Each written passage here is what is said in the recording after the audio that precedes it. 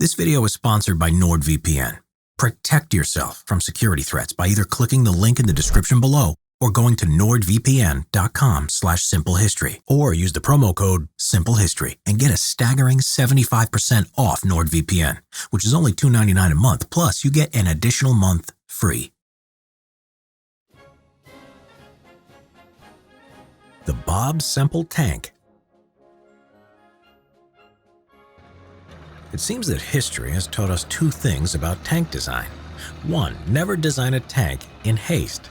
And two, never design a tank through a large committee.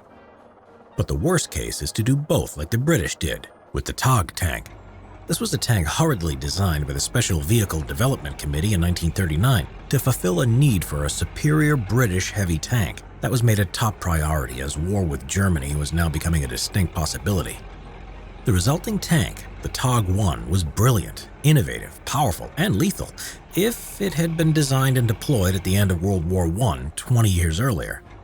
By the standards of 1939, it was outdated and cumbersome, designed for an era of trench warfare, not for an era that now demanded an agile and all-around performer, which could take advantage of the new mobile warfare personified by the German blitzkrieg tactics. At the same time, on the other side of the world, 11,000 miles away in New Zealand, they too were waking up to the possibility that another world war might be on the horizon. When the inevitable happened and Britain declared war with Germany on September 3, 1939, so did New Zealand later that day.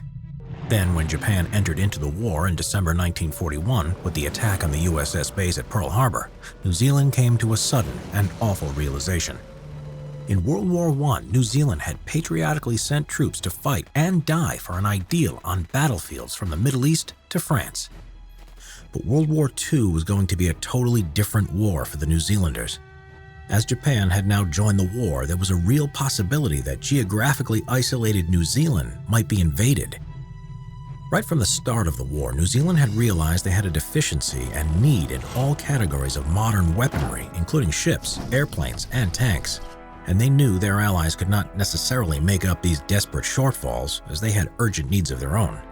So New Zealand rushed to rearm and upgrade their armed forces, hindered by the fact that they only had limited heavy industrial capacity. So to fulfill the desperate need for combat aircraft, they accepted numbers of obsolete aircraft from their allies, like the Vickers Wildebeest, as well as hurriedly converting civilian DH-86 passenger planes into bombers. At the start of the war, New Zealand did everything they could possibly do to boost their naval strength. This included such desperate measures as converting the passenger ship SS Monowai in 1940 into an armed merchant cruiser and renaming it HMNZS Monowai. But the New Zealand government and military knew that all this might not be enough to deter a Japanese invasion, so they began to face the terrifying reality that they could be fighting the enemy on their own soil. They had foreseen this problem as early as the summer of 1940 after the fall of France.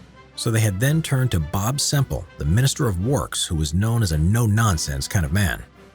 He took on the project with great enthusiasm and came to the conclusion that the best approach was to utilize what they already had. So he concentrated on converting existing vehicles rather than building something from scratch. He was not hampered by being tied to a committee, and to some degree he was given free range over the design. Therefore, he chose the basis for his design to be the American D8 Caterpillar tractors, which at the time 81 were available in New Zealand for conversion. The Caterpillar D8 was a proven and popular American track-type tractor first produced in 1935 and ended up being used all over the world in large numbers. The design was so good and versatile that it had evolved over the years, and the most recent version today is the D8T that was introduced in 2004.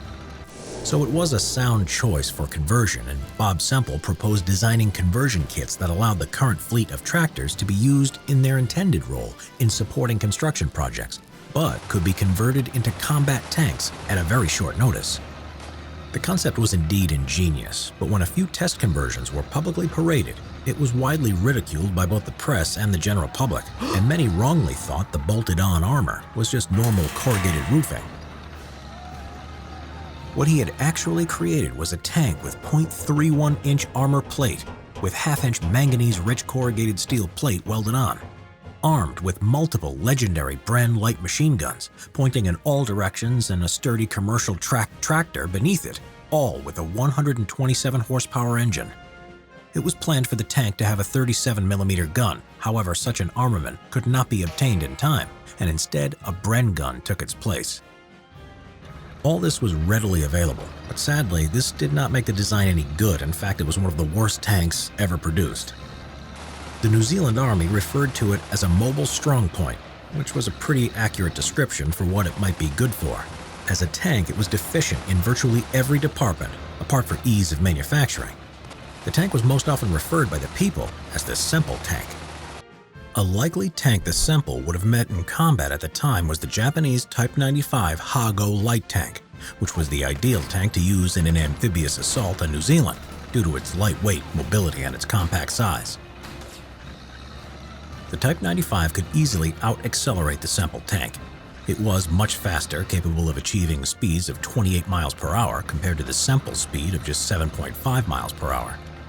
The Type 95 was much more agile, being able to turn on the move, something that the Semple tank could not do.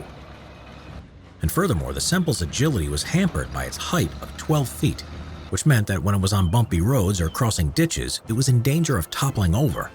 Whereas the Type 95 was much more stable and presented a much smaller target to be fired at, being at just over 7 feet tall, making its silhouette 40% less than the Semple. Even how long it could stay mobile on the battlefield was far less than the Type 95.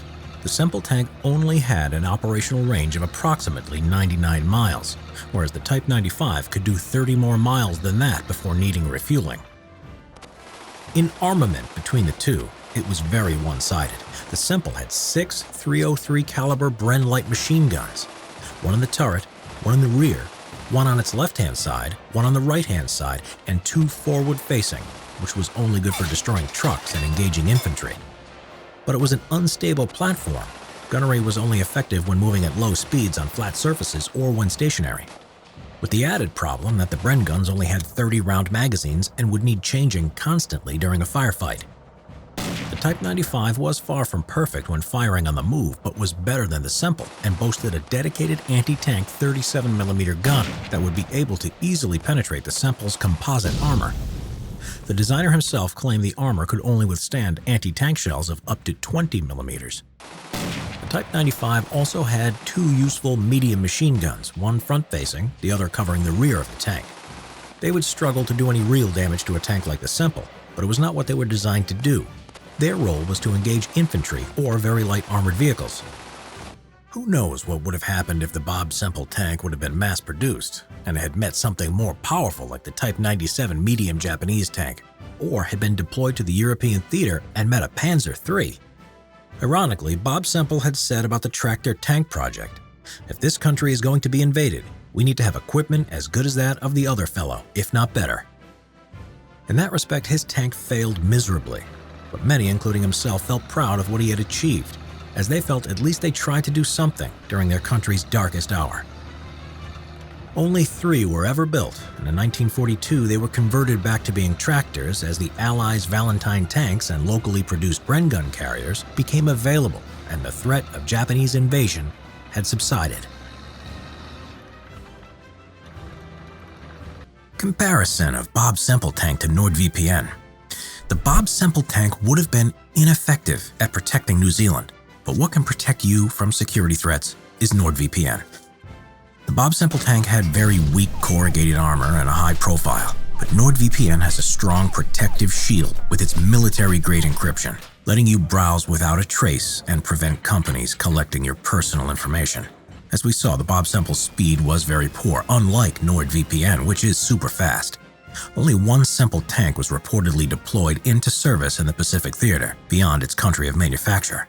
But NordVPN can jump between 62 different countries across the world, with a total of 5,200 plus servers, so you can access content that may be blocked in your own country. NordVPN is compatible with Windows, macOS, iOS, Android, and PC, mobile and tablet. Go to nordvpn.com/simplehistory or use the promo code SimpleHistory to get 75% off NordVPN, which is only $2.99 a month. Plus, you get an additional month free. Again, go to nordvpn.com/simplehistory, the link in the description below.